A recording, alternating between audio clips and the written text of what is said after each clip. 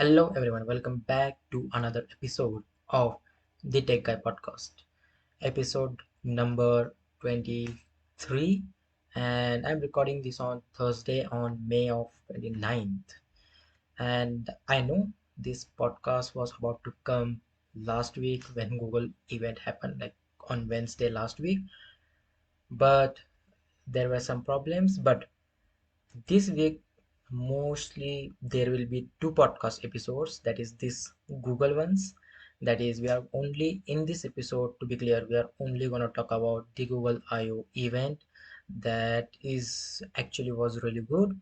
And then we are going to talk in the next episode. We are going to talk some couple of AI updates, news in the AI, what is happening in the AI sector, AI, and then we are going to talk some other stuff, especially our browser company, what happened to them, the browsing company, in the next episode. That will came, I think, after 2 days after this episode will drop. So if this episode drops tomorrow on Friday, I think that episode will be coming on Sunday, most probably. So be ready for consecutive two episodes. So in this episode of the Tech Guy podcast, we are going to talk about everything that happened in the Google I/O event, my thoughts regarding some of the really good features, the future of browsing, the future of internet. It really looks different than what we could have imagined like a couple of years ago, and a lot of things to unpack. So I think in this episode we are going to talk about Google's 2025 I/O event, which was definitely good event. Okay, so let's just get into it. So if you have not seen Google's I/O event, or you are not a regular viewer of Google I/O event, they start every year, just like what WWDC is. If you haven't seen any kind of event up until this now and you are seeing this kind of first time, so they announced couple of things. So we in this video we are going to talk about the new features that Google search had has added. So basically AI mode, new customs in AI mode, deep research in AI mode, then search live, try on feature, live price tracking, then there is universal AI model, then there is some Gemini updates, couple of new updates for Gemini 2. Then we have some side projects that Google is working on that might be getting basically transition towards in search in your mobile phones in your different devices, but definitely in, and there are some other updates regarding their new models they have launched in this event, which is like VO3, then Lyra is there, Flow is there, the new web app, we are going to talk about that. Then the Google Beam, they announced Google Beam specifically in this event this year, but they have been working on for like years. Then they did give a couple of updates for Google Meet. um, then we are going to obviously talk about the big thing that everyone is also talking about. I think for me it was a big thing than any other thing that they announced. It is project like that is Android XR basically. Then we are going to close this episode by giving some of my thoughts regarding this event, the concerns I'm having about AI new features, some of the new features, and let's see. So these are the overviews that I have given that we are going to talk about in this episode of Google I/O. That is, this episode is all about Google I/O. So you don't, yeah, like I would recommend to watch every full episode. So if you haven't seen Google I/O, like I personally, I started Google I/O watching 2 years ago. Like I'm watching Google I/O for more than 2 years, like from 2023 last year. I did cover like 2024 Google I/O on my newsletter. I didn't talk about in my podcast because we didn't started our podcast that time.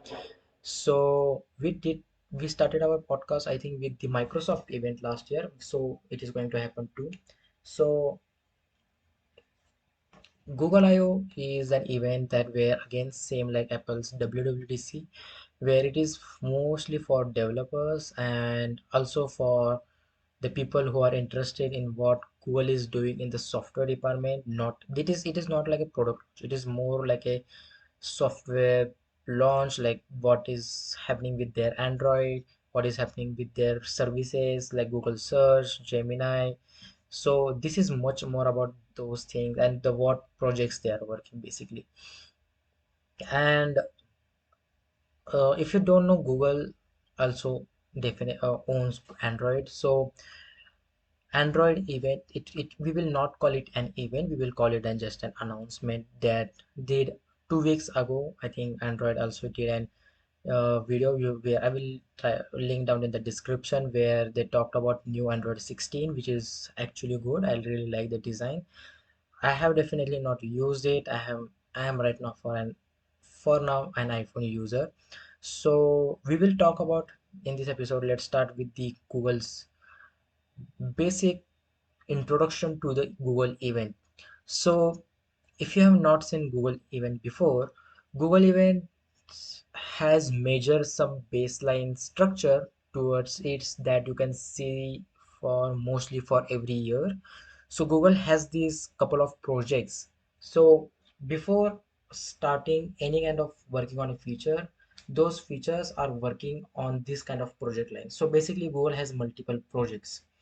Multiple project means in like even in the event they call it, they have multiple projects like Project Starline, Project Astra, Project Marina, and Google DeepMind. Google DeepMind. So basically, these are some kind of projects which you can say like are a big team working on a specific areas for Google. Basically, like for the Project Starline, Project Starling is much more about the video, like they work on new features on Google Meet, video calling, new features in video call like dubbing, transitions, or like those kind of stuff. That is Project Starline. Project Astra is much more about Project Astra, where they combine video with AI, and like glasses. They talked about AR glasses that comes under video. Project Astra basically. Then there is Project Marina, contains AI agent, then personal context. They were this project also works in AI sector, where AI agents and this kind of stuff happens in that project sector. So and then we have Google DeepMind is well known to mostly people. It's all about AI. They work on Gemini. They are the team who has worked on Veo, Imagine. So these are kind of a project that Google has, and from those projects you see the new features that transition from these projects to these basically services they have, that Google search, all other Google apps, and then Google Pixel phones, and then in Android, then in everything. So basically these are some kind of base projects that Google always talk about every year. So just for your information, that why I did tell you. So if you see some kind of this project again naming in the next year, it is just that they are like before naming it as a kind of a feature, it is always under working on those projects. So that is how this project naming scheme is. According to the name, you can definitely see how they work. Like Project Astra means like working on the eyes, eye technology, where glasses. There are a lot of stuff in AI also there too. So that is the base I wanted to give before even starting the new features they have talked about. So let's start with the Google search. That is most of the people who use it. That is most of the people who I think know Google. That is the major thing that Google is known for. So Google has announced some couple of interesting new features. Some of them are easy to get it, like why it has been there. And some of it is like something new, interesting that I actually really like. So these features are AI mode. Then in AI mode, then we have Search Live, which is basically Gemini Live that is available will be available now in search. Then that there is new feature called try on feature. We will talk about that. Then there is also again a really good feature that I really like, that is live price tracking. And then they also talk about universal AI model. So these are a couple of, that is universal AI model is not coming, it is just kind of a concept you can say. But live price tracking, try on feature, search live will be available to everyone in couple of months, depending how they rolled out to everyone. So let's talk with Google search AI mode. It's like, here in my notes I have written AI mode is just like what ChatGPT, just like what Gemini, or just like what every other AI apps is available on phone. It is just integrated in the Google search. Is that's it. I think it's nothing new there. AI mode is basically, if you are a user of a ChatGPT, if you are a user of Gemini or any other AI app on your phone, even Meta app, it's just that, but now integrated in Google search or Chrome. It's that simple. So if you look at the design, or even the function of how they talked about, they really tried hard to talk about into the people, like how it is different, how it is, also something kind of a new, but it is not.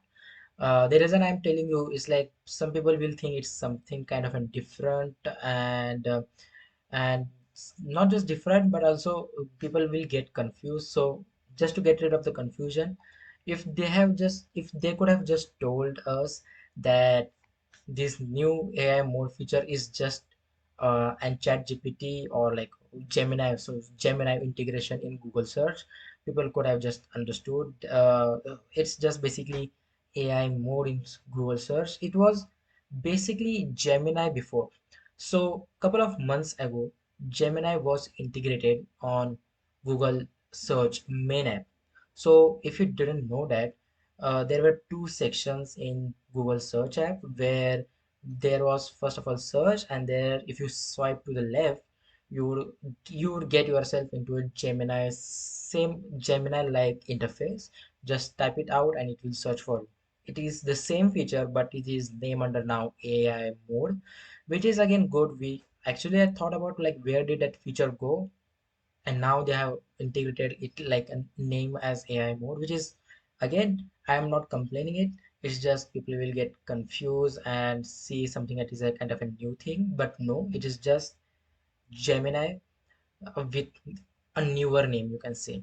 But one thing that it does really well, and I hope it should do well, is the they talked about how it will customize every query at its own UI customizable interface. So basically, whenever you search on Gemini, uh, depending upon your questions, it gives you answer. So if you want a shorter crisp answer, it will give you a short answer.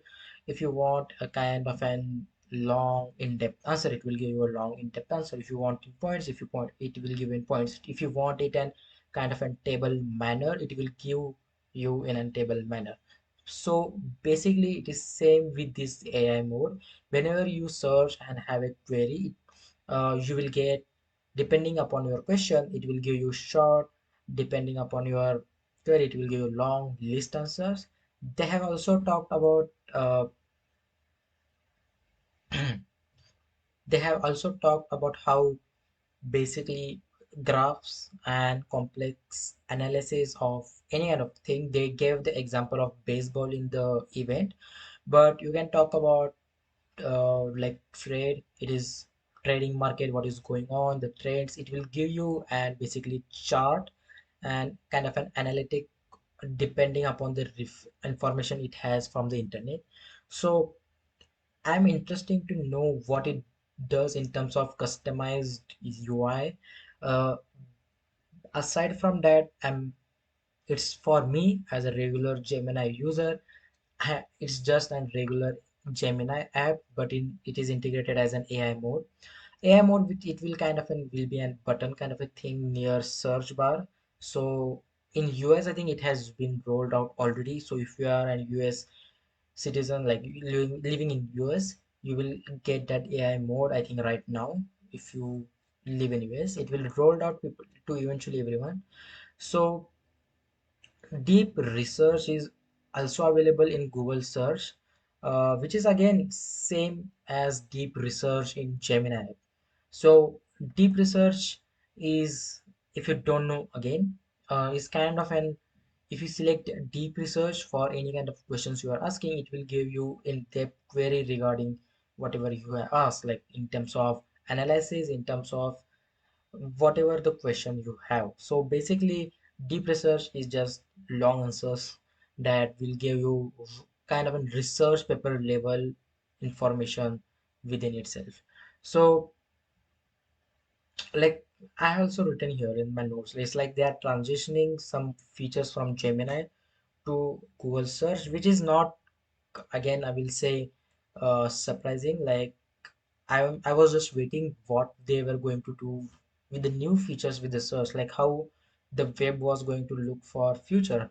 And because if people are not using Google search, and if it was going to remain same, I was like, then why you are making Gemini so powerful so that people won't go to Google search for even basic answers, because Gemini search give you personalized contextual answers depending upon uh, your queries, your personality, whatever you have, whatever depending upon your previous conversation with it. So it is a good kind of an transitions for them to, if people want to just use Google search, there is also an AI mode in it, because people do not, specifically me too, but I just have my work, it is like as it is, so I have to do it. But people also don't like from transitioning from one app to another. So basically I think they were, the reason to integrate from Gemini and Google search was not a big deal to have. And I did really like they just go and did it, because I didn't specifically use Gemini as kind of a search, kind of the search where I just only use kind of a brainstorming kind of an yeah, every AI I use it mostly for brainstorming. I don't trust in terms of research and whatever it gives me, but it is good for people who do general search and general Google searches, which gives and saves a lot of time. Especially the examples they gave in their event was actually good, like hotel searching, restaurant searching, like routes, different places to go on in a certain area, which does take a lot of time. I'm just like now it will be a lot of easier and will be a lot of interesting to get, and a lot of people will definitely now search, and depending upon now these new features are available. So the next feature is search live. Search live is basically Gemini live, which is again, um, if you don't know Gemini live is basically, let's say if you are using Gemini live, it is camera pointing towards something and asking question towards it. It's same that is integrated as rebranded towards as like a search live in Google search. uh, it's kind of a same but with a different name. That's it. Like if you get search live available on your phone Google search app, just go and point it out something towards an kind of an object and ask anything about that object. Let's say I have here a book called, let's say, Atomic Habit. If I point it search towards it and talk to it, like explain me what this book is about, it will give you an kind of an answer regarding what visuals it is going to, the visuals that you are showing regarding it.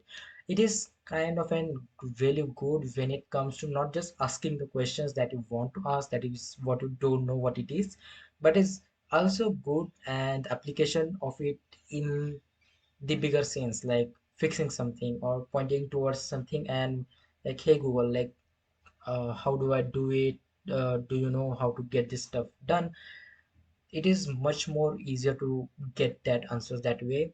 That is what Gemini Live same is. It is just rebranded as Search Live.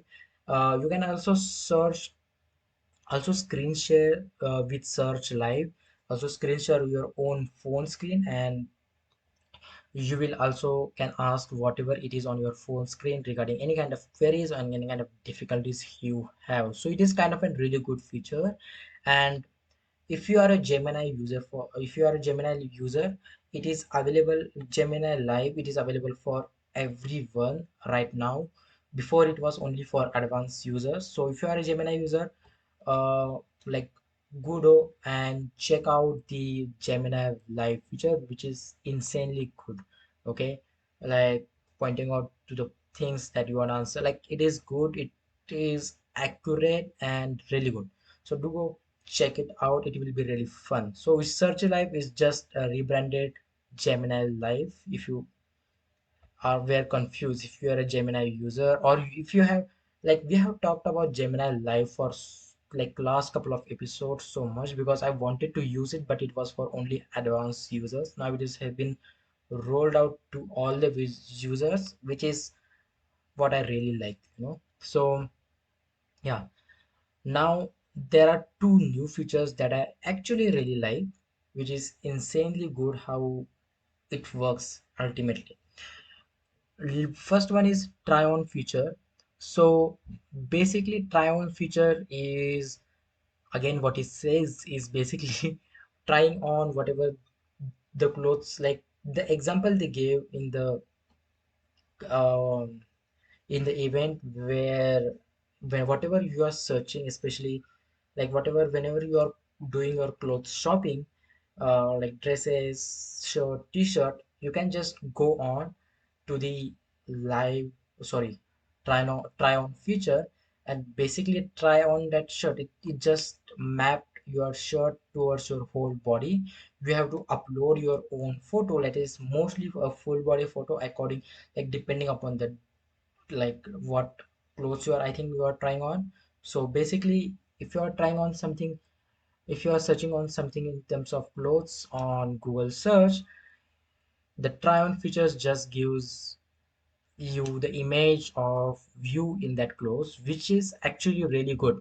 Like, it's not just copy paste that pictures, but it also molds that shirt or dress or whatever the thing you want to try on to your own body, and how it will look on your own body, which is actually good, you know MKBHD did a short regarding it. You can see, I will link out in the description, and you can see, like, he tried on, like, even women's clothes on himself, which becomes tricky towards, because he's uploading his own photo, which that dress is definitely not made for him, like his body. But even when he tried on that dresses on him, it actually tried to even fit that dress on a man body too, like him. He is a tall, and, like, depending upon the person image, body structure, that dress molds according to his body. The 3D image that it gives you is insanely good. At least in the examples, it was really good. I hope we get to use it really quick. I will link down that MK based video. Just check it out. That he did a really good video on it. Now the second feature that they which that transition towards was live price tracking, which is actually again good. So let's say again, if you liked something kind of a dress you wanna buy, so basically track live price tracking is basically again the same as it says. What it will do for you is basically track the price of that product depending what you have filtered out. So basically, again, if you like the dress, uh if you are search a dress, and you like a dress, you will go to live price tracking, set an amount you want to buy that dress for. So basically, if you want a dress to buy, let's say, on $100, now set the price limit towards $100, and whenever the price drops towards $100 and comes into range that you have set, and even not just price, like the size of the dress, the color of the dress, whatever you have the set filters according to you. And whenever the price drops, and if you have notification set, allow for Google search, it will give you notification, because it is kind of a long process that the agent is doing on behalf of you, that it is searching on all the Google web, where it goes on multiple sites and search that cloth, like dress, whatever you want according to you. And just thinking about it's like, it feels unreal, but I think it might definitely work, that an agent working for you on behalf, that whatever that dress you want, which is actually good, because searching, they are trying to make search really easy, and they want people to come on Google to do more searches. And now there are people just giving out agents, kind of an, or task. An agent is going on behalf of them and searching all over the web, where it will search and give you notification. That is the whole process of it. Again, kind of an insane to think about it, but it was actually good. Depending upon time, it will give you notification, depending upon availability of dress on stores, or whatever the website it gets from, like Amazon, Flipkart, whatever. And whenever it finds the dress, if you have said your address, name, and phone number, you can one tap Google Pay to that website, and it will, you can even pay that with one tap with Google Pay, and just buy the dress, which is again, that part kind of seem like an insane to think about. I don't know how I will trust it. But the thing before that, just if that agent just gives me the right thing, what I rightly want, like searching for that dress, and it got for me with that same color, same pricing that I actually wanted, I would just go to that website and buy it definitely. So even looking at kind of an not going forward towards payment section, but thinking of it how normal searches like browsing on the internet, or going on website to website, is going to just like literally gone for next couple of years now. People are going to use these features where an agent goes behalf on, like AI agent is working on behalf of everything on this. And I think it just shows how basically basic search engine is going to just be completely gone, I think. Because I don't think so that I think these are a couple of first websites, first things that people are just going to forget about doing things, like uh, like before, whenever there was kind of a thing to search about, like in the example they gave about dress, but there is a lot of things, like we do searches and spend hours on the internet, where looking for something apart, looking for something, a kind of and something, anything that you actually want on the internet, but you spend hours on it, and then you find it, or may not even. But if if this is new way of searching, where you do not have to do most of the stuff, and just ask that AI agent, and it just gives you whatever it wants, I think that basic search that we do now, and that kind of searching on the web, I think is definitely going to be gone in next couple of years.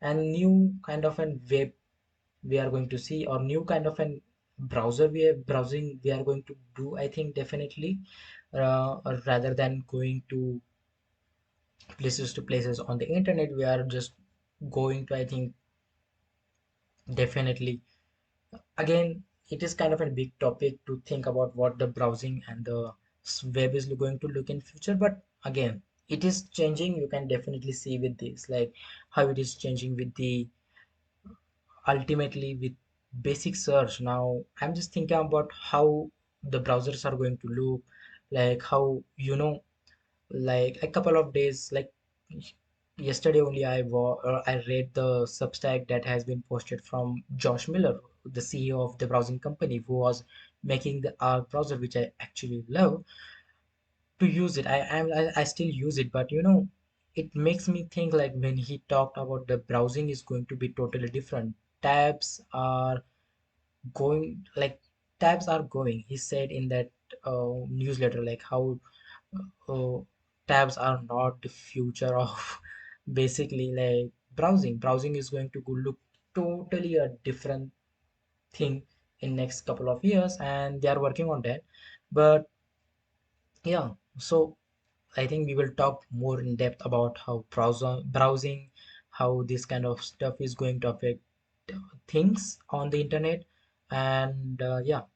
But these were a couple of new features that is will be available in next couple of months, like 1 or 2 months.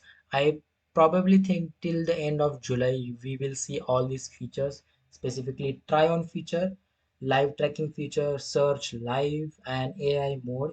It will be available to everyone all around the world, mostly till next 2 months. So yeah, be ready for it. Like I will definitely give you my review in this podcast. We will do a separate video on our main channel, like other channel too, where uh, to give you kind of a review about these new features, how it works, and what kind of a new feature we want, or what changes we can get in. Especially AI mode has a lot of I will say, because when I saw AI mode, it definitely I thought about Gemini. I want something different in terms of just search what it's providing me. I'm using Perplexity too, so definitely there is competition before, because Google, like we talked about before too, like how Google search was just going to die, and the users are going were going to be go down and down. But now with these new updates, they have again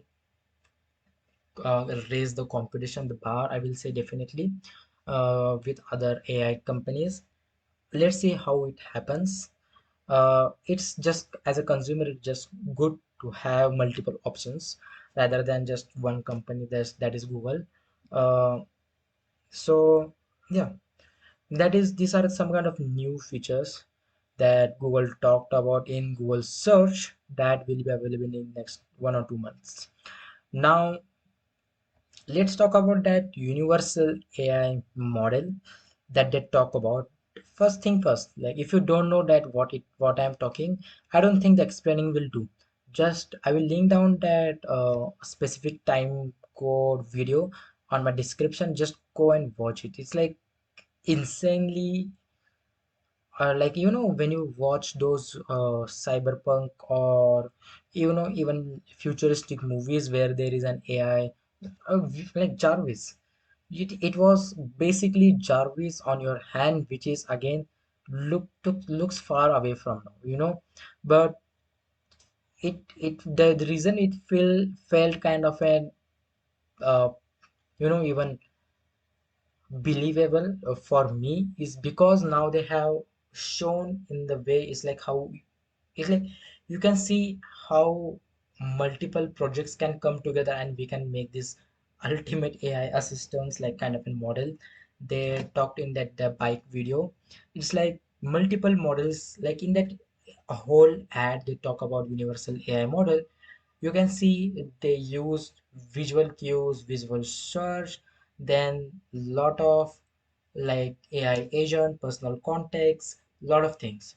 So it is kind of a combination of Gemini Live, then there is AI agent, then there is action taking model, like basically doing actions behalf for you, like buying something, like uh, messaging someone, something like it, lot of things even on your phone. So it is kind of an, I get it why it called universal AI model, but ultimately it looks again far away. Like we might get that model, or that kind of model in next 1 or 2 years on our phone devices. I don't think that is going to be on our phone, at least till Pixel devices come out, like the new Pixel 10. I think we can definitely get this kind of like what we talked about how in the Samsung event this year how Samsung talked about how within integration of its own apps how AI could be working, which is again kind of a future they talked about. So I think ultimately it will come in Samsung's next year phone, that it will be in January, that we will see this universal AI model where we can see we will see an ultimate Bixby experience there, and then we will see it on Pixel, because I think Google has a, a big kind of a partnership with Samsung. So I think we will first see this I think updates I think in Samsung mostly next January in S26 Ultra, and then in Feb and in then next year we will see it on Pixels. I highly doubt we can see this kind of model, AI model that is does everything, like it's kind of a Jarvis for you, on your phone. It's highly unlikely, but if they do it, I am just interested to know how it works. So yeah, let's see how it works. For now, it's just like insane to think about that is that can we are so near to that future of about that kind of an AI assistant we all dreamt about, like to do kind of an even basic stuff for you. So yeah, moving on to current AI they have, that is Gemini.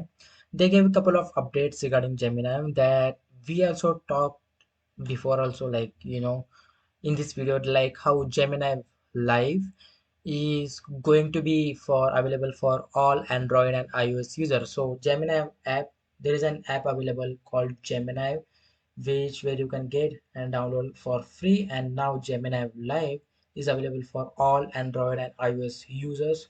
So do go check that feature out. Gemini, again a new feature, Gemini Live will be also be connected with other Google apps, like for example they talked about Google Keep. Again, kind of an in like I thought Google Keep was dead, but yeah, Gemini Live will be connected with all the other apps. What does that mean is basically is they show an example of how you can work Gemini Live with any other, like basically Gemini is, if you are a Gemini user, it has already connected with your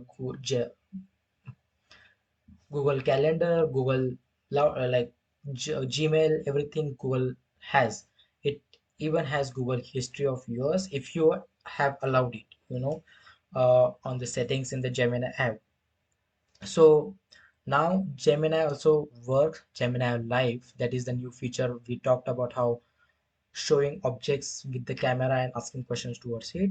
So now Gemini Live is also will be connected with all the Google apps, which I again feel like will be transitions over Search Live. So basically, again, Google is doing a safe gameplay where new features they introduce on Gemini, test on Gemini, and that will be transition towards Google search. So you can definitely get Search Live will be connected to all Google apps too in couple of next month or next IO. But Google Keep, they gave the example of Google Keep, if like whatever you text related, if you want to search and just point it towards it in the Gemini Live, and tell Gemini Live to save that text in your basically Google Keep. That is, if you don't know Google Keep, it's kind of a notes app for Google. It's a Google's notes app, which is actually good, but it's a long kind of an old app. I don't use it now. Uh, I don't know how many people use it, but I thought Google forgot about that app. So that is a new feature in Gemini Live. It is also now connected to all the Google apps. You can ask about, you can point towards something out and save it to your Google Photos, and even send it through email. Like a lot of stuff you can do with it. Do go try it out. I will try it out. I haven't tried that much in Gemini Live in terms of a lot of things are there, but we will try out on like next couple of weeks. Now you can upload the next feature is regarding deep research available in Gemini Live. Deep research is kind of an, if you don't know, new, it's like a research paper kind of level of research it does for you. So deep research is again a kind of an in-depth research, or it does for you regarding whatever the questions or prompts you have given. Depending upon what you have given, it takes a time. It is not fast model, it is kind of a slow model, does in-depth research for you. It thinks a lot for you. It is kind of an that kind of a model. And now you can upload files and your own PDFs towards Google deep research while you are doing it. So you have more control towards deep research, and its capability, like, you can use in lot of ways, like especially students, like for studying materials, like for studying lot of stuff, like, like as a computer science students, you can learn a lot of things when about coding, about even your papers. You can just upload your paper and ask for answers, or you can upload a research paper and ask to explain that research paper in a good manner. Like a lot of stuff you can do with it, or you can upload literal book, like 100 300 page, and ask a deep research to do a kind of a summarization of that whole book, whole topic, lot of stuff. Or even you can ask a topic and feed it with lot of PDFs, that is pre-research stuff, and you can ask to generate a lot of stuff that actually makes your work easier, especially for students. I will definitely say it's good. For creators, I have, as a creator, I have always used deep research for a lot of brainstorming ideas. Again, it is really good. Not just deep research, that is available on every other AI app. So if you are using a lot of AI apps, or if you have any other kind of an AI app, there is kind of an alternate name for deep research for every other, like uh, on DeepSeek, there is a button called research, R1 research. On like on ChatGPT, there is called deep, again same name, I think, deep research there, or just research. Like there is deep research kind of a stuff available for on every app. So AI app, so go, so that is a kind of an thing for everywhere. So if you want to try it on Google, if you are a Google user, then Gemini is available in Chrome now. So if you are a Chrome web user, so basically if you use Chrome on your PC laptop, there is new kind of an Spark kind of an button, like that is Gemini logo, if you know it. um, that logo is now will be available at top right on the search bar, where you can just click it, and now you have, it's kind of an extension. If you have ever used an Chrome extension, it will be available right there, where wherever you add a Chrome extension, you see those Chrome extensions that is up there on the top right corners. Just like it is kind of Gemini extension that for Chrome, that will be available there. So check those out if you are a Chrome user. I am not a Chrome user, but yeah, these were some couple of updates regarding Gemini. That is Gemini Live available for free for all users. Gemini Live will be also be connected with your all Google apps. Then deep research, you can add now PDFs in deep research while you are doing something with it. Then now Gemini is also available in Chrome, kind of an extension, where at the top right corner with the Gemini logo. So these were a couple of updates regarding Gemini they gave in this Google I/O event. So we do have a couple of next big projects they talked about. We will talk that about after a break. We will take a break here, and after a break we will talk about their new video model, that is VO, lyrics model, that is Lyra, that is new web app for editing, that is Flow. Then the couple of things like Google Beam, if you don't know, which is again a good, really good product that I can see coming into your a lot of buzz, especially next year. Then we are going to talk about Android XR. So let's take a break here, and after a break we will talk about this kind of stuff. And yeah, we will be right back after a break here. Welcome back. So let's talk about the Google's new models that they talked about, some new things they have launched, and mostly important that is I want to talk about Android XR mostly too. So we will go with the new models they launched. VO 3. Uh, if you don't know VO is their video generator model, video generation AI model that they launched 6 months ago. You can say like couple of months ago. Is now available. But the new thing with the new VO 3 model is that it can generate voices for the characters in your video that you are generating, background sound. So basically VFX. I think VFX, no, not VFX, SFX. So basically doing SFX for your video. Uh, Basically whatever the characters are on you in your video that you're generating, uh, it is going to have voice, and depending upon what you prompt it, obviously.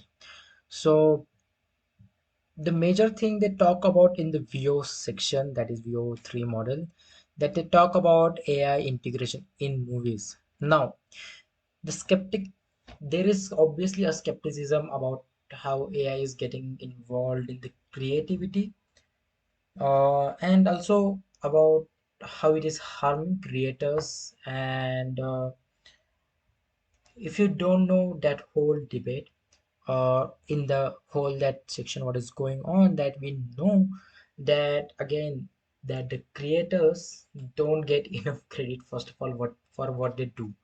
What I mean by credit is mostly is there are a lot of people working background on a lot of stuff when it comes to not just a basic content creator as me, but also in when it comes to big movie budget where a lot of hundreds of people are working on behind, even when it comes to a small film too.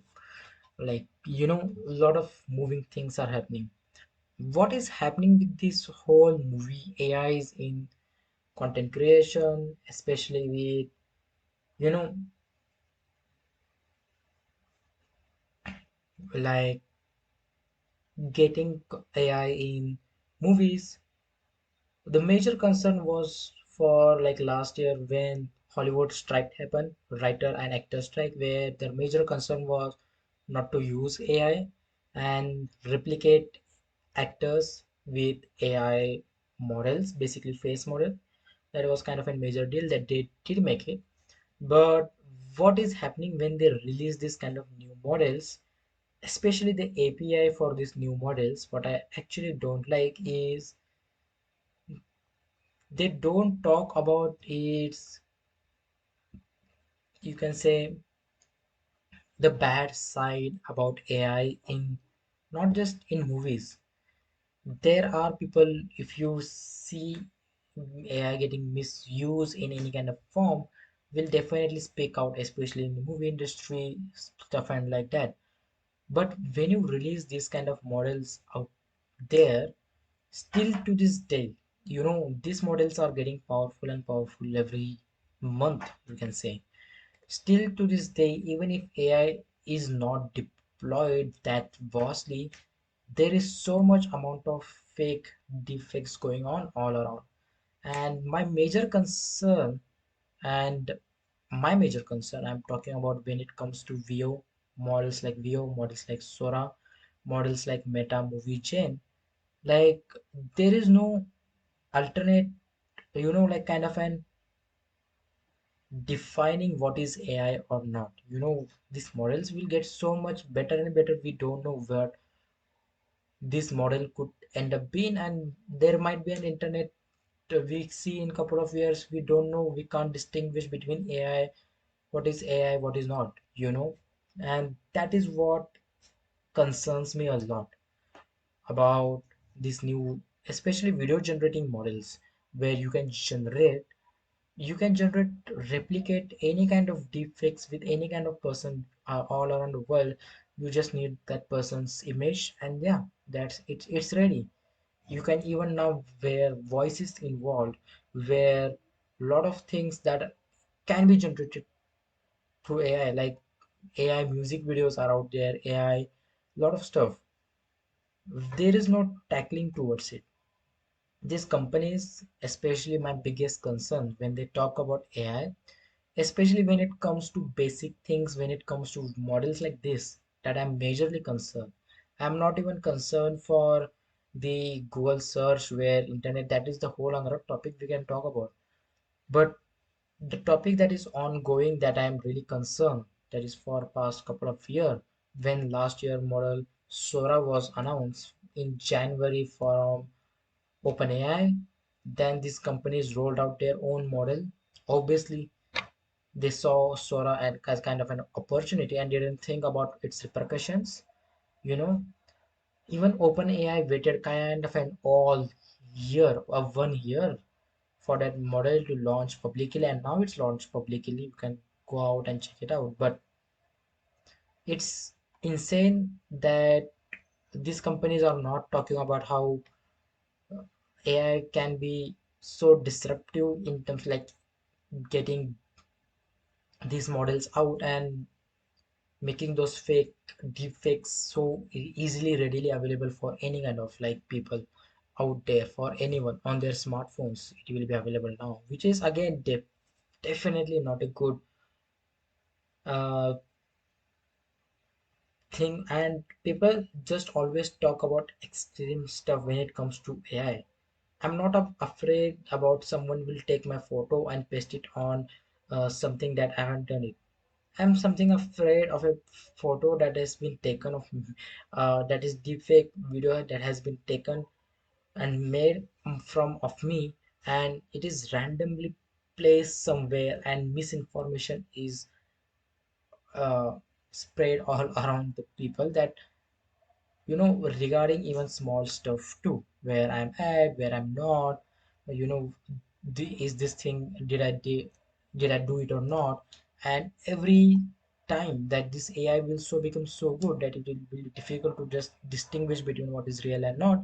Every time I have to like, it's just my example, not like, what about people who are influential in politics, in like influencers, like actors, cricketers, athletes all around the world.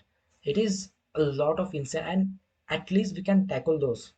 What about just general public, where with the AI, with the just photo taking, like blackmailing stuff is going to happen on another stuff when it comes to this model. Like, this is not even talking, I'm talking about extreme things that people can do. Extreme things a lot that beyond our imagination, but I'm not talking that I what have imagined what extreme could go. This is just basic stuff that can go wrong with this kind of models, which again, there is no software, there is no alternate towards this where we can find out like, okay, this video is generated, there is no watermark towards it, there is no kind of an watermark kind of a system where we can find that that video is AI deepfake or not, which is insanely hard to do this to this like do this. Even companies like every year they talked about synth ID, that is AI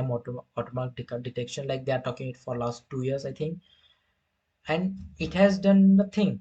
Like, they just talk and brush, like it's like, like they just touch that topic and come out, like they don't even go deep into that topic and how they are gonna, like, use, like how they are gonna get AI more, like they don't even talk about that in depth, which is again insane. Like, I want an app, I want an on every social media platform like this to do is have something kind of a system. Like, I remember like couple of days ago, or 2 or 3 days ago, when Elon Musk retweeted a tweet with a quote calling, damn, like it was about the AI bots that has been spammed all over the social media platforms, and it was someone tweeted about how bots are just have just won over, like the amount of bots have exceeded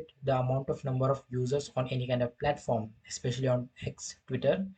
And Elon Musk tweets about it and says, I think, kind of, and like, how many bots are there? Like, kind of, I'm, and like, I was so mad and frustrated. Is like, guys, you won the, like, that guy Elon Musk owns a platform, social media platform, which can public their bots and like public their bots numbers and work towards it.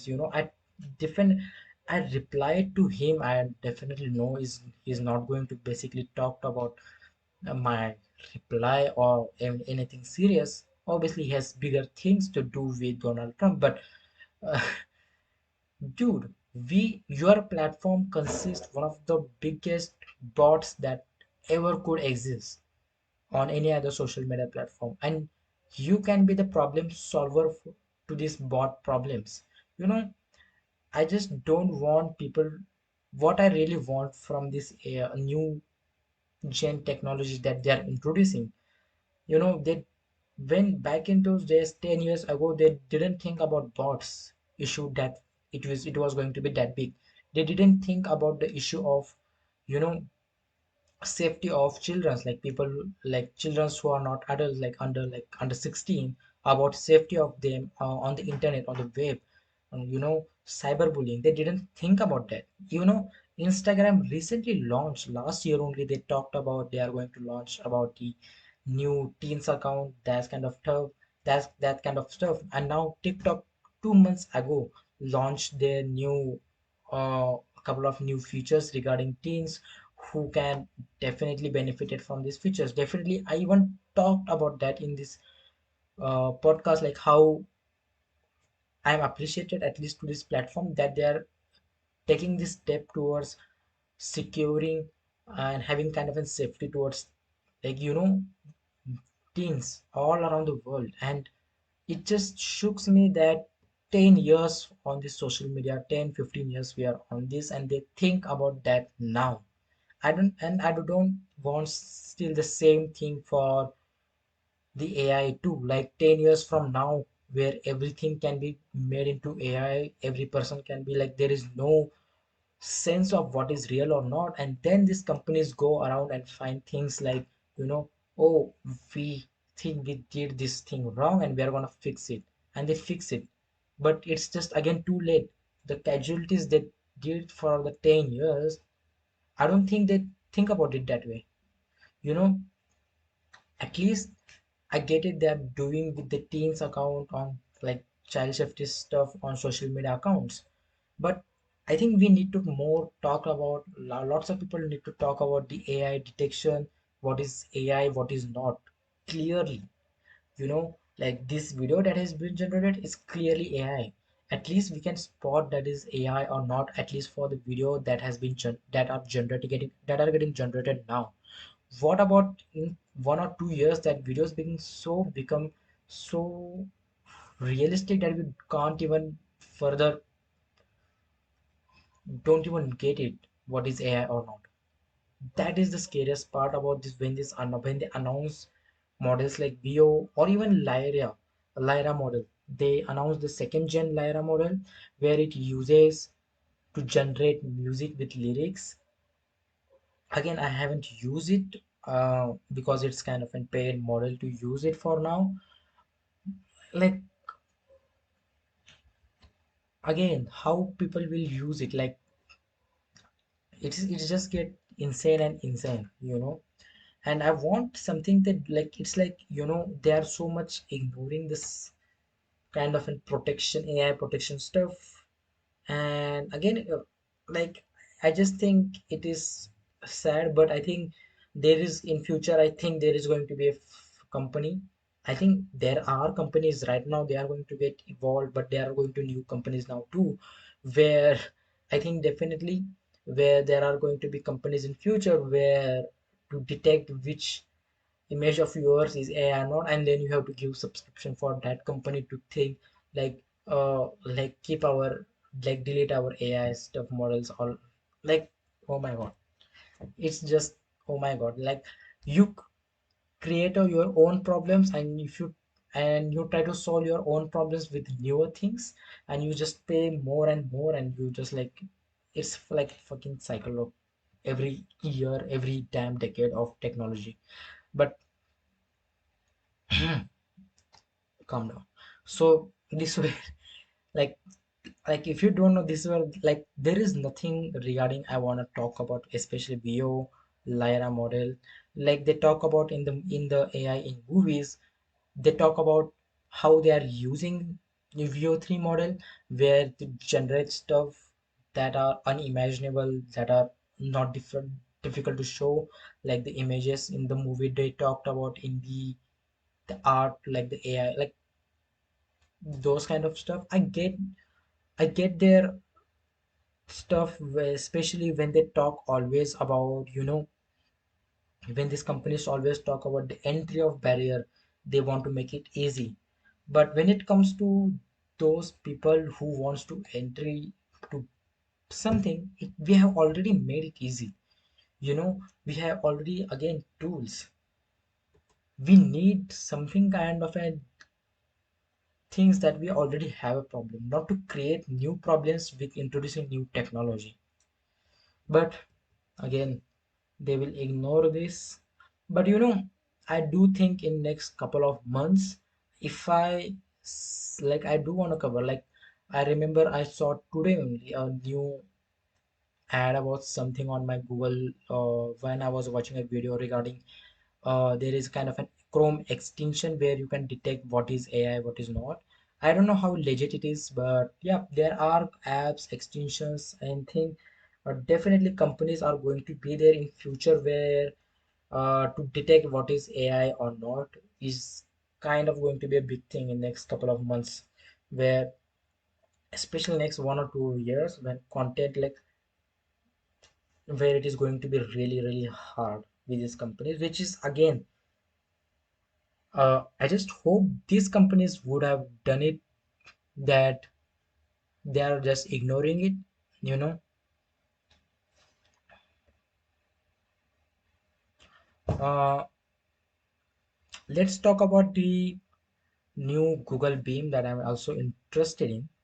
So if you don't know Google Beam is the project they are doing it for a couple of years now. I know it from last year when MKBHD made a video on it. I have linked down that video in the description. So in that video, MKBHD and his team goes and they did. I think they did also did a live, like a not live, like a like they also get to get the demo of it. Um, if you don't know, it is kind of a giant screen in front of you, and when that giant screen basically when that giant screen is in front of you, there are multiple cameras around that screen. It is not a 3D, it is not kind of in seeing someone in person, like in front of you. It is kind of a person which is it is definitely that concept, but with not glasses. It's like seeing normally through a display here, and seeing that person is just, it's like a window, I will say, to imagine yourself like if just imagine a person standing next to you, up from a window, and you're seeing that person in from a window.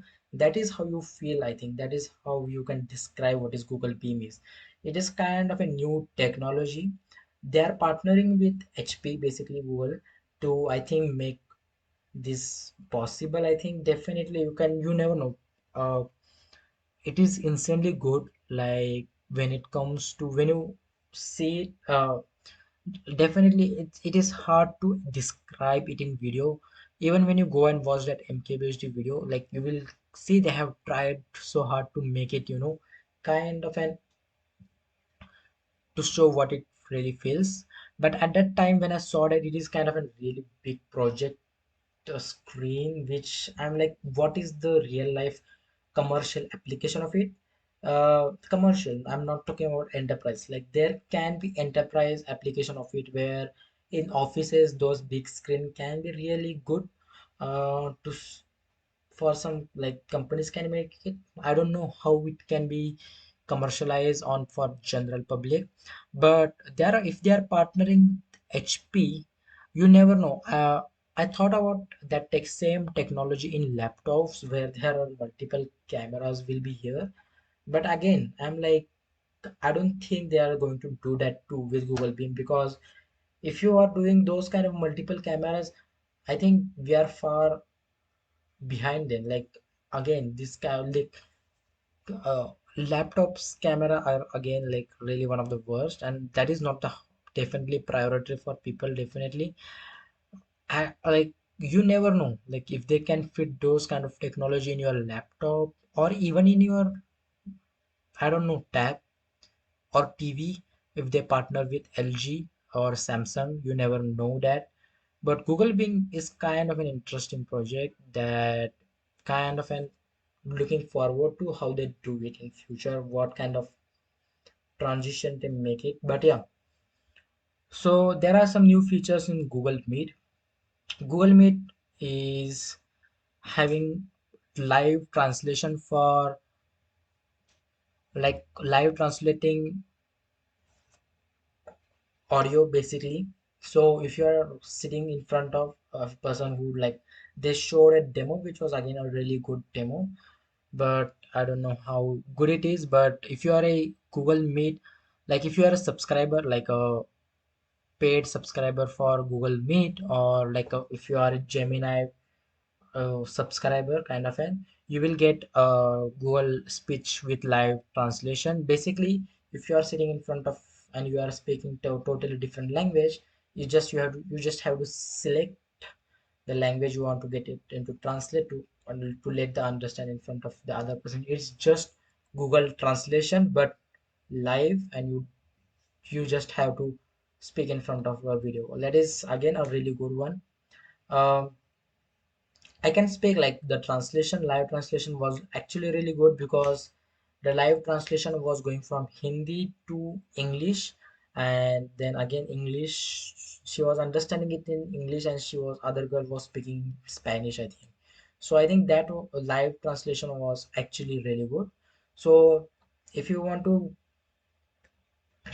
try it out, if you are advanced subscriber like a Google Gemini subscriber, you can go check it out. If you don't know, if you are not, wait for a couple of months.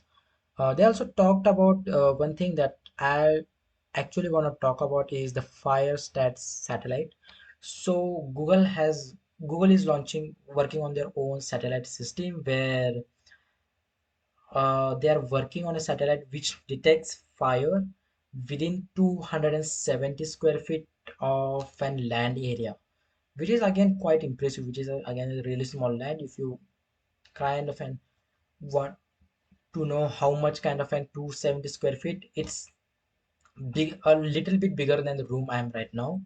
You know, it is kind of a garage space, kind of an, it is bigger than your car, a little bit bigger. So which is again really good. They have already launched, according to the information, they have already launched one Firestat satellite, which is again gives you updates regarding all around the world in 12 hours. uh, and their goal is to make to send multiple satellites out in the orbit to make from to go from 12 hours to 20 minutes, so, kind of an buffer time. So after like if they get successful to all those satellite out in the orbit, their update time should be go from 12 hours, that is right now, to 20 minutes, which is again really good. I think it was a kind of a move from also, we have seen how nature is unpredictable, especially this year we saw the LA wildfire that happened in Jan and Feb month.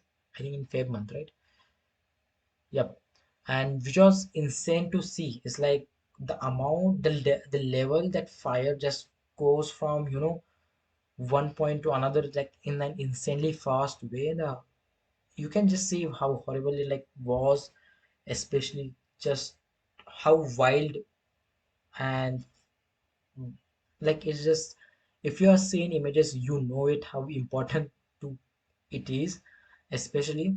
And there were so many things we could have done in terms of technology, like we, in the sense, like the people, the government there, that obviously we are not going to get there in that much in detail, but it's just insane to think we still don't have that kind of a technology where we can predict, or at least we can get an updates regarding stuff where people and stuff, where this could have been avoided with detection of that fire way early and supplies, those kind of stuff, uh, which was again a really good thing. We will I will give you this kind of update in regular couple of months. I don't think this is kind of a big project. If they succeeded till the next year, I think they will have multiple satellites up there. So yeah, now let's talk about the beer thing that I'm excited a lot, because it is opening a whole lot of things. I think might like it might open a lot of things for other companies.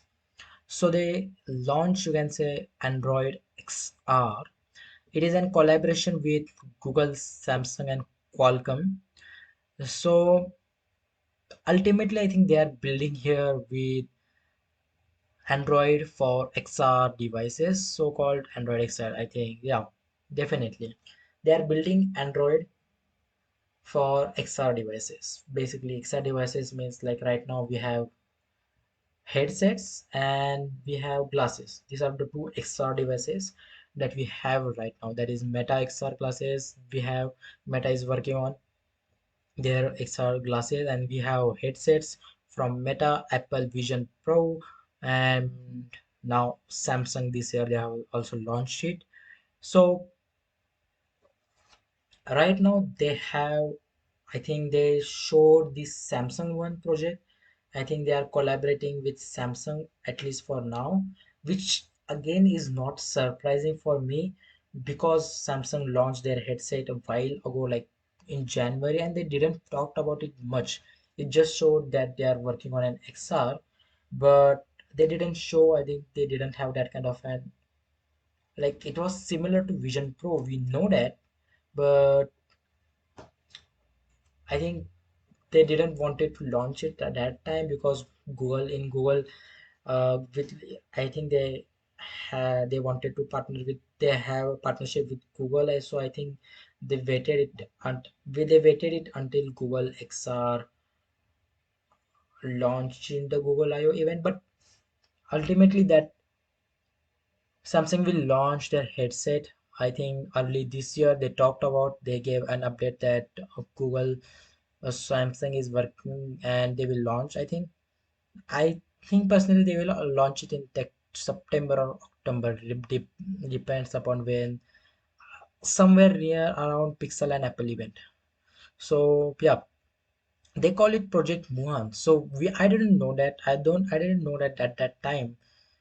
Like I also didn't know that it was called Project Muhan by Samsung. I was just calling it Samsung headset, but yeah, the Samsung new headphones are called Project Muhan, at least for now.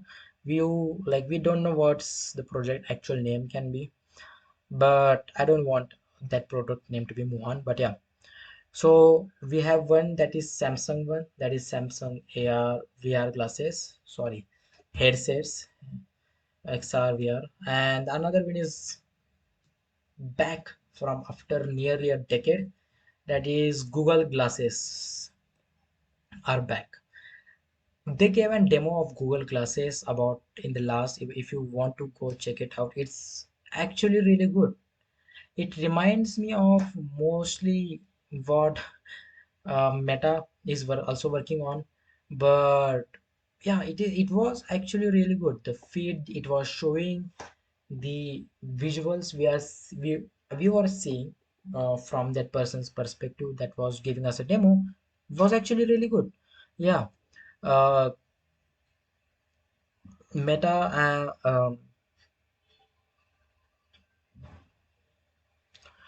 but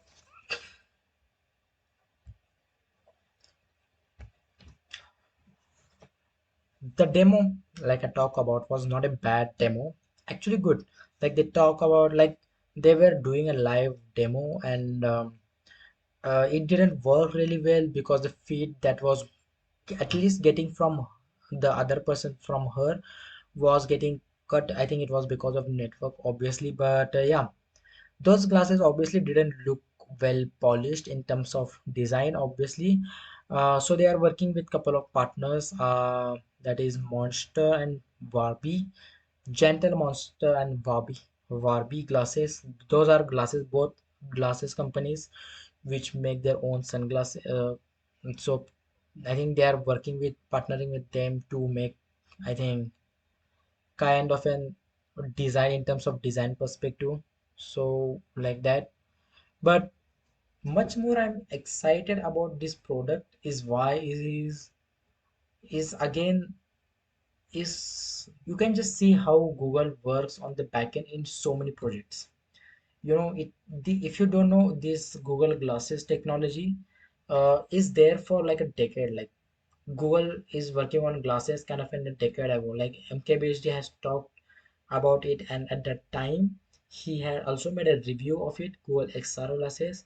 And it was like he always said, like MKBHD always says in his podcast that it was way ahead of its time, like what they're trying to do. And it's just they just stopped the production of it. Like they didn't make any kind of announcement regarding it, like what they are going to do. And again, after years, the Google Glasses is back with same. It is definitely different looking than before, because before what it was is, it was like, if you like before the Android, like the Google Glasses was basically, there was kind of an, here, a small display kind of pop-up stuff where you have to see there, of and here was the camera, same like what now glasses have. But it was not in here, built in here, so it was kind of a difficult for people to. But again, Google works on a lot of things. But yeah, then I got kind of an, uh, you can say, a prediction is, this is definitely, obviously they are going on the what Meta is going on a route, like having a XR glasses for everyday use. But also this can be definitely so much useful for a person who is blind. You know, they talked about a how Gemini Live is being used for people who are blind, and to get to know what is in front of them, that kind of thing. And you know, these glasses, people are talking about how, like, because glasses is one of those things where we use on daily basis. Like I have I need to wear glasses because my eyes are not well. But people also use glasses, sunglasses out there for fashion, for like a lot of stuff. Like people like to use it.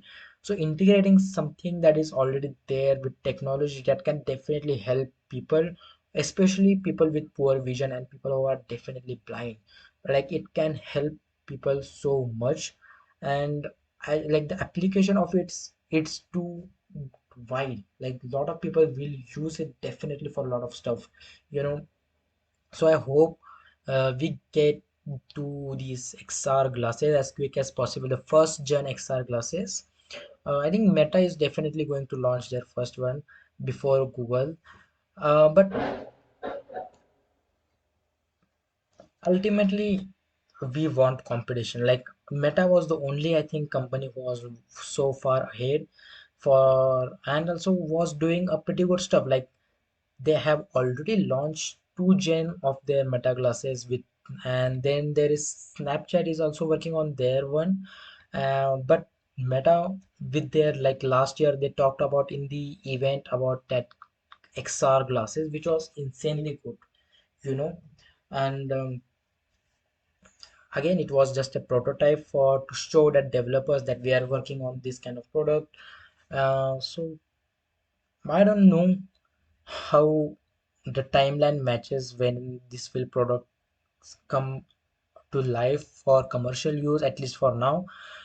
It will take around a year, I think, at least, until and unless Meta launches XR first gen this year, and then Google will not stop. Google will launch their own Google glasses like couple of months later too, in the like next year. So let's see what happens. Like there is a lot of competition now. A lot of companies are entering it. I'm just interested their what their main selling point with these features are going to be. Especially the first gen is always going to be tricky. I don't think they are going to get full in on it, but yeah. So yeah, that is it. I think yeah, these were kind of an whole event that this were the whole kind of stuff I want to talk from the event. But yeah, this event was actually good. The stuff they talk about, the new features, and Google is definitely playing a safe game, uh, because Google doesn't like, especially Google is going through multiple lawsuits, case with the DOJ in US right now, and they might have to sell Chrome, but yeah, we don't know still. We don't have update regarding that, but Google is definitely trying to play a safe there. Like you can see, like now with this year, they like what it feels good about this Google I/O event is basically they promised something last year. You know, they promised something last year. Like they talked about so many AI products for like 2 years, but they promised and talked about AI products last year, and till date to still till to this Google I/O event, got we got those AI updates. Like we got those AI features. Like they talked about Notebook LM. We have now Notebook LM. We are using it, which I have talked about a couple of months ago, which is insanely good. They talked about voice assistants like Gemini live voice assistants, which was insanely good. They talked about in the last Google I/O event, and they launched it couple of months later. And again, Google's not Google, I will say Gemini voice assistant is insanely good. It is again. Then they talked about a lot of stuff integrating with AI agents, wherein it comes to Google Apps, like connecting all things to one, and it is all out there. So this year feels like fulfilling when it comes to AI for like past year. Like we saw a lot of updates from Google where it actually works, and that is why I was excited for this event too. And they talked about so many things that didn't feel far behind, you know because still till last year I was feeling like these companies are talking way ahead of its time what they are thinking, and they are not doing actually stuff. But this year feels like they are actually doing stuff and promising something that is achievable. So that is why I felt like this event was actually good. There's features they talk about, and also Google definitely plays a safe bet when it comes as a company, and I don't mind it. But when it comes to company like Google, uh, like I hope like they are not like, definitely say, I will say OpenAI, where they they try to launch anything first, whatever they have it, and they fucked up and they fuck it up in when it comes to their model sometimes. But they are kind of a risk taking companies, I will definitely say. But Google and these big companies are definitely playing safe when it comes to AI now, and they don't want to definitely go full on with AI. They are promising something that they can deliver in next couple of months, especially. And they definitely didn't even talked about AI in movies. They talked about in AI in movies, but in a way that people are, not skeptical towards it. But again, it's just a start. You never know what route can it go through. But it feels like the way this event was, like I talk about what now Google has kind of a formula now. Like they work on this kind of project that we talk at the start of the podcast. Then those projects, they apply these new AI features in Gemini. Then if it works well in Gemini, they apply those features. Now they will transition those features from Gemini to Google search, which is again kind of a really not that kind of stuff. Like I talk about, AI mode is not, again, not something new. That is just transition from what these AI apps are still like are doing it for years, like past 2 years, and it is now available in search. That's it. So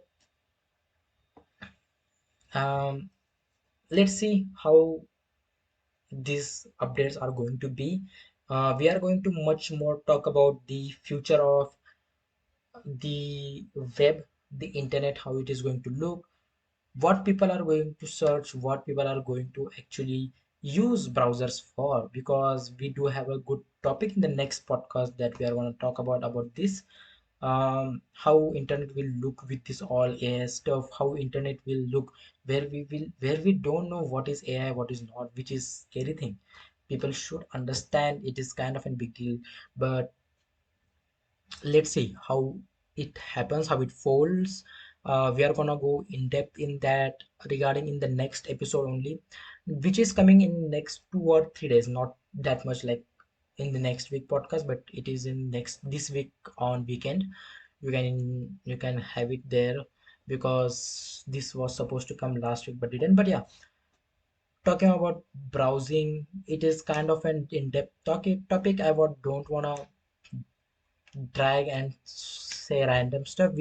I do want to do some kind of an research in it, and kind of an see what is actually happening, which companies are working on what kind of stuff. Yeah, so I think that's it for this week's episode. uh if you find it any kind of uh you know if you want any kind of thing to talk, like you want me to talk about more in terms of technology mostly, or technology based, like if you want me to talk about any car technology or household technologies, technology in kind of stuff that you are interested in, let me know down in the comment section. Like that is the most important part. So commenting stuff you like is important in the podcast. Like whatever I talk about, the things you like, what I talk about, the things you want me to much more talk about, is the episode will helpful for you when it comes to getting that part. Because I'm like, what I'm doing here is like journaling. So if I'm not doing my work right, I don't just want to brag this stuff again and again. I want to improve. We are improving as we go further and further. So the feedback should be there from your side too. So if you find something off, if you want me to cover something in terms of tech wise, just let me know in the comments section. I will definitely talk about it in the next podcast, or I will definitely let you know about what we are thinking about those kind of things. Because I do have the reason we only mostly talk about AI stuff, the software stuff, the apps, the companies, and the lawsuits, not much more about products, is because I don't use products that much. Like I don't have access to those products, and indefinitely in future we are mostly in like next couple of months we are mostly going to talk about, we are definitely going to transition in mobiles, the new the things, mobile reviews, more in-depth things in that, some products uh, that is coming around. So yeah, I will let you know, like let me know what you think.